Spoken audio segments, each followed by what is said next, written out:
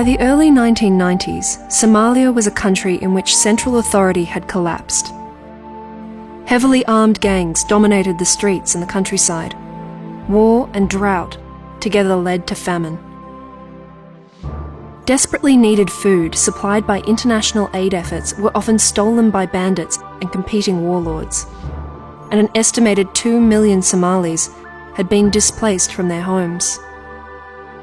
In 1992, the international community attempted to provide some relief for Somalia through the United Nations operation in Somalia, which began to arrive in the country in July.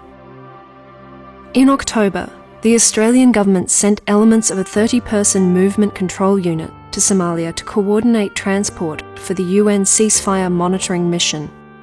From December 1992, Australia contributed to a battalion group, more than 1,000 personnel, to a US-led and UN-sanctioned operation, seeking to restore order and allow humanitarian organisations to deliver aid.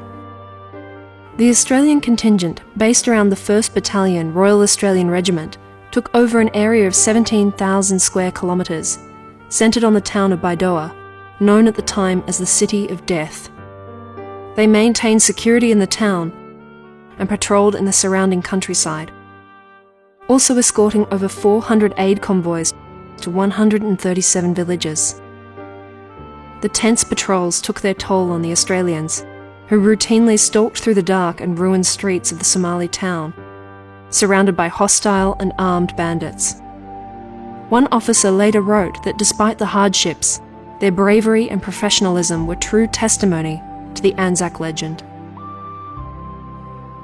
Australia continued its commitment to Somalia in an expanded United Nations relief operation until the bulk of its forces left in 1994.